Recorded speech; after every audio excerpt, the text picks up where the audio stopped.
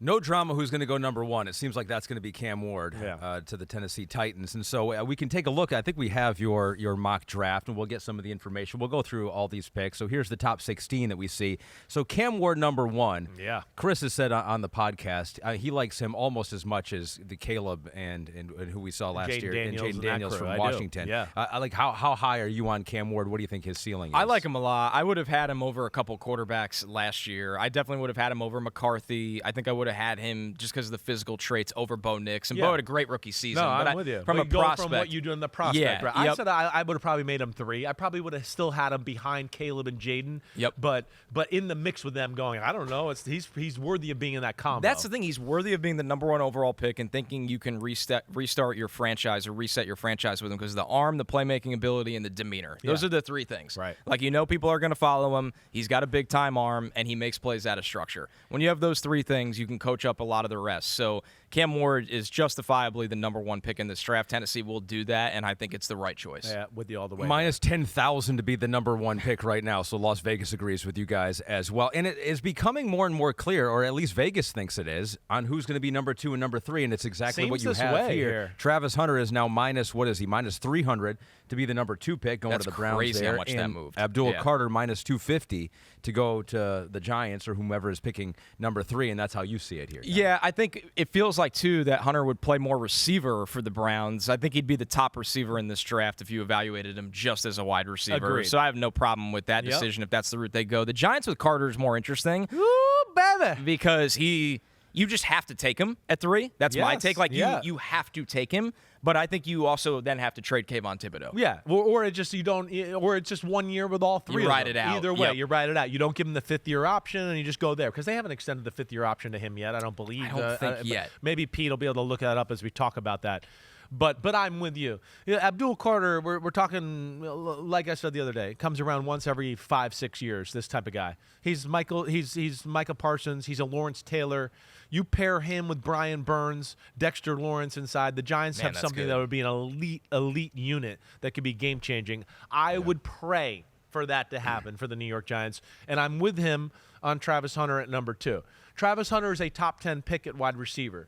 Travis Hunter, the DB, is a first-round pick, but not a top 10 DB in the NFL draft. He's a DB, and I know we haven't done DBs on this podcast yet, but I'd like to hear what you say because I know you heard me say this a little bit before we started the show.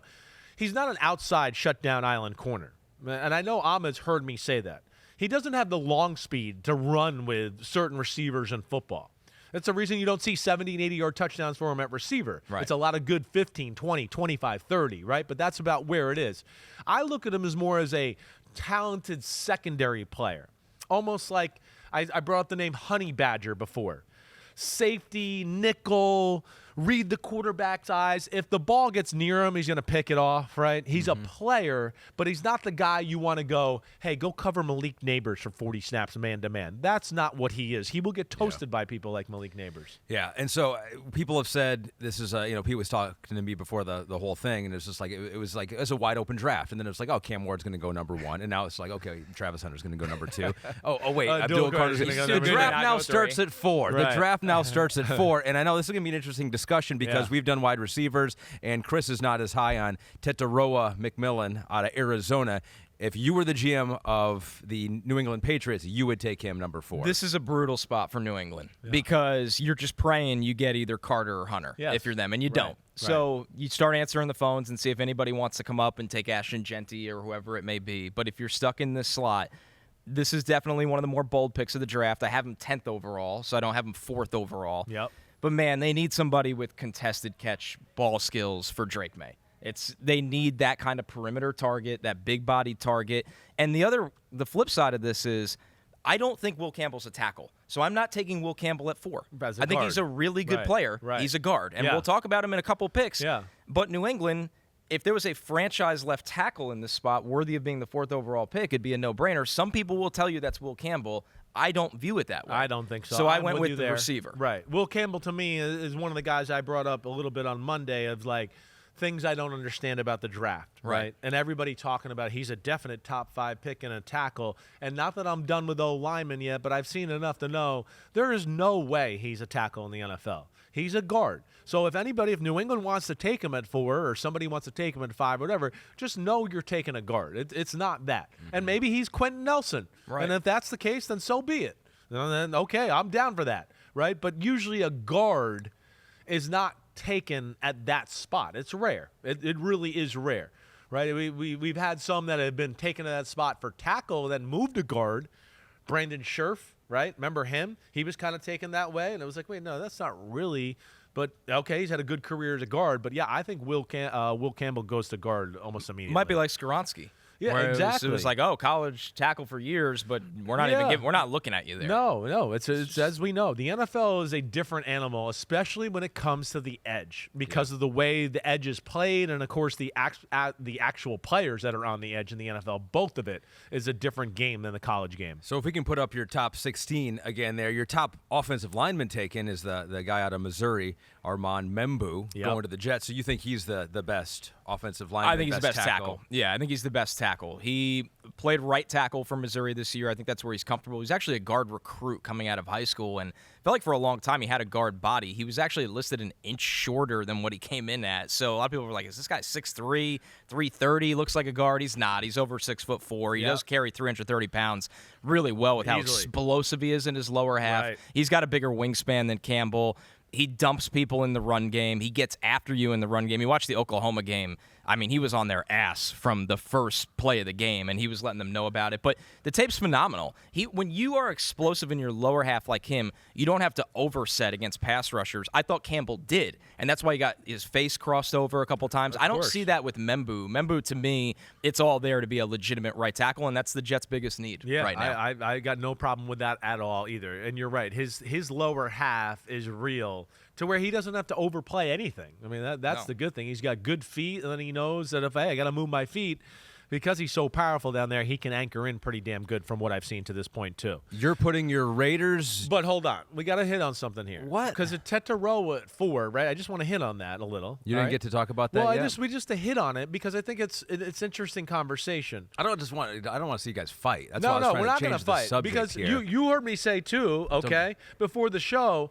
I get it with the receivers. I know my guys aren't going to go in the first round. I get that. I still love my guys, right? I will take Kyle Williams or Jalen Noel over Emeka Ibuka or Matthew Golden every day. I will. I don't understand that right now. They're just safe picks with a nice emblem on the helmet that everybody's getting behind. And I'm not just saying draft pundits, teams too. That's how people miss in the draft. Oh, he's safe. He went there. He's got pretty good production. He's a good kid. It's for our culture. We'll take him in the first round, right? Yeah. That's how busts in the first round happen. It's either that or, oh, this guy's awesome at this one thing, but there's a bunch of other issues. We'll take a chance on him. It's one of those two ways. Tetairoa, though, is the only guy I sit here and go, other than Travis Hunter, right, that I would go, I totally can justify him being in the top 15 as a receiver off the board. And that guy after Travis Hunter off the board at receiver. I mean, he does have some rare things. He's a very good route runner. And his ball skills are through the roof, right? Now, number 4 pick is high. And he's a guy that I would probably say runs like, what? 4.54. Yeah, 4, I would 5, probably say 8. higher. Exactly, closer to 4.6. Yep. He ran 4.53 at his pro day, right? 4.54 at the pro day. Something around. I would there. add a little more if he was on a laser and a gun at the combine for sure. Although right? this year's combine is seemed a like little a hot suspect. gun. We've been talking about that. We All got these some challenge flags. They're regretting not running at the combine. But so I get that, and they need the receiver. My only thing I wanted to say off of it is, if this falls this way, I will be interested to see what they do, and I would think they're looking to trade down, right? They have to. That's what I would spot. think from New England. Yeah. I just wanted to throw that out there before we moved on. Sorry. And you have handcuffed yourself as a GM. You cannot trade. He's not doing trades. No, because you're mock draft. You're gonna probably screw yourself over with another team you're picking for, so it doesn't ever work that way. But yeah, this is definitely a little bit of a reach for a giant need for them. All right, we're not going to be able to talk about everyone here in your first round, but I do want to highlight some of the most interesting ones, at least to me, because we're doing this podcast for me. You're the Raiders GM. And you are taking a running back, number 6 overall. You're putting your job on the line. People hate this. For Ashton Jeanty from Boise State. I just think he's that special, where the Raiders now, legitimately say in a year they have the best running back and best tight end in football. Yeah. And that is how you're going to compete in this division, is you have to be the best in certain areas of offense. Geno will be fine. Pete Carroll will coach them up. I think this offensive line is better than it gets credit for. The problem with the Raiders is you go through the roster. I would have liked Mason Graham here. He went 5 to Jacksonville. I'd like a corner here. There's no corner I'm taking here. Unless I get a clean bill of health at Will Johnson, everything is fine. Right. But there's no corner I felt like taking at 6. Jeanty is going to dominate out of the gate. They have a good enough offensive line for him to run behind. Geno could throw the ball down the field. You have Bowers there. I know people don't like taking running back at 6, but this is a different draft class. There's not a lot of offensive difference maker like superstar players. He's one of them. And him, Hampton, and Hunter. Right.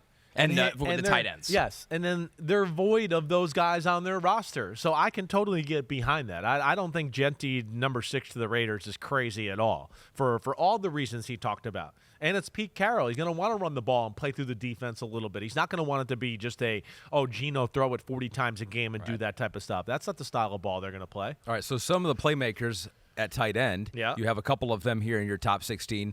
Tyler Warren dropping maybe a little bit farther than we see in some other ones, out of the top 10, going 12 to the Dallas Cowboys. Well, you said to Connor before you went, I've never seen him to 12 to the Cowboys, and his answer to you was appropriate. He goes, well, yeah, he never makes it this far in any mock draft, and That's really true. doesn't. I mean, he ends up with the Jets at 7, a ton, right? I've seen him with the Bears at 10. I've seen him with the 49ers at 11. So it is interesting, but he's definitely worthy of that. Yeah, a couple things here. I mean, it's not just that Jake Ferguson is entering a contract year. It's that what you can do in 12 personnel with him and Warren this year would be insane. He becomes your number 2 pass catcher, which they need. He becomes an addition to your run game blocking, which they need. So with the Cowboys here, I would have loved to get any of the offensive linemen that went front, which was Membu, Campbell, and Banks. They're all gone. I wasn't going to reach on an offensive lineman in this spot. Warren, to me, is a top 10 player in the draft. They get a 12. Yeah. Interesting. And then just 2 spots later, you have the tight end out of Michigan. You have Colson Loveland, which you were very high on, and Chris was higher on him as a run blocker than it seems like everyone else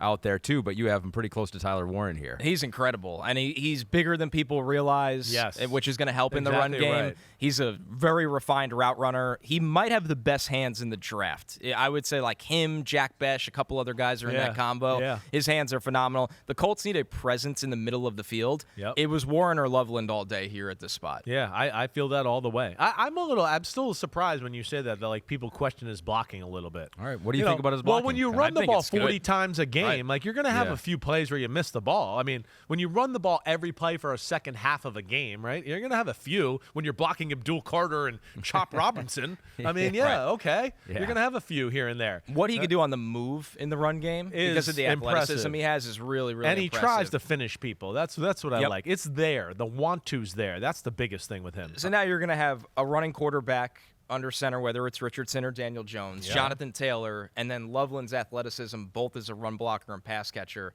That's a pretty crazy offense to me. Yeah, with definitely. Steichen, who will know exactly Like, how to use them. That's the key. Definitely. Yeah. Right. Let me go back up on your draft board here because your second edge, you have Mike Green from Marshall. I'm glad you hit on You this. have him going number 8 overall. My argument is that Green is closer to Abdul Carter than he is to everybody else. And I don't really think people see him that way, but he can win in so many different ways. The spin move, the outside speed to run the ghost move. He's got violent hands against the run. I think another guy bigger than people realize. Yes. Excellent high school wrestler, so you see the grip strength with how he gets off of blocks. Right. The Panthers, they need a dynamic pass rush threat on the edge. They spent a Totally. lot of money on the interior, Yep. which I was happy they did, and in free agency. Now you get Green across from Clowney. Now you actually have speed in your front. I like this too, and I got no problem with him being here. I'm with you there. I mean, again, I'm think Abdul's special, but hey, him and Shamar Stewart to me were the next 2 best guys off the edge. I know I'm higher than on Shamar than maybe others are out there, but I really like Mike Green and agree with everything you said there. I really do. And I hear you saying like he's closer to Abdul Carter than people realize. I understand that too. Chris, who else there in the top 16 stands out to you who you want to talk about? The one, my one here. My one is Jalen Walker. Right. I'm more confused by him maybe than anybody in the whole draft because I just don't don't see it, okay? My thing, and I want to hear Connor explain it, and let's have some good conversation here, because I know he's physical. I know he's, built like a brick shit house, right? He's powerful. Which is a good thing. That's a good thing. It is a good thing. At football, it's a good thing. Yeah. But it's not necessarily great at outside edge rusher, is why you would be drafting him here at this position. And I don't see that type of talent. I think people see like, oh, he's a stand-up linebacker, he's pass rusher, he's an athlete. Maybe he can be Micah Parsons. But what I would argue to that is Micah was an elite middle linebacker, like an elite, let alone an elite specimen. And then when you saw the plays at pass rush, you went, holy shit, that's impressive. I see this and I go, oh, hey, he's a pretty good linebacker. I mean, pretty good. But, I'm not like, oh, my gosh. And then a pass rusher, I go, hey, I like it. That's cool. He could do both. But I'm not like, oh, wow, right? I think there's a little bit of a Georgia bump here going on with this player a little, right? And, yes, that's one of the more polarizing guys of the draft so far. So, Connor, defend the honor of Jalen Walker right This now. is a tricky one, right? So I have him 16th, so it's a little bit earlier than I have him. But I think Saleh would like a playmaker in his front seven like this. Yeah. Fast, physical, Bryce strong. Huffish is what you're kind of saying? Right. It's passing down, okay, put your hand in the dirt and fly off the edge. Okay, we could do some different things with you on earlier downs next to Fred Warner, which is kind of insane. So this is definitely one of those ones where you lean on the scheme, where you wonder, can they get a guy that could truly play off the ball and on the ball? But yeah, your questions are fair, Chris. Like, guys like this have gotten NFL evaluators in trouble over the years. Yeah, where you go, oh, they could do everything in a college front seven, and then they could do nothing at the NFL level. Right, so there's definitely he doesn't have length, which is a concern for me. Being a pass rusher on the edge at the NFL level. So Walker is one of the harder projections in this entire thing. I find myself just somewhere in the middle with him. Yeah. Yep. Okay. All right. Interesting. I think, like by that. the way, he could go 5th overall to Jacksonville. Wow. I mean, it sounds like there's some teams that like him. But, there's also, I know teams that I've talked to that are like, hey, I'm with you. We don't get it either. Right. So he is definitely one of the hot button topics here in the first round for sure. That will be one of the in the barn on draft day Thursday. You're such an idiot. They took him there. Simms 7 drinks in will be saying that, screaming just a few weeks from now. All right, so that's your top 16. A lot of interesting stuff. His gong wasn't even that big. Ahmed said so. Hey, he didn't do much, but Connor was grinding on him, so he saw some good stuff. Yeah. So. Thanks for watching Chris Simms Unbuttoned. Hey, just because the season's over, it doesn't mean we're over. We ain't going anywhere. The NFL never dies. We're staying right here. Hit subscribe. We got every NFL move. We'll react to that. Plus, Chris has got 4,719 draft prospect profiles to do. Thanks again for watching. Subscribe. You know where to find us. Peace out, homies.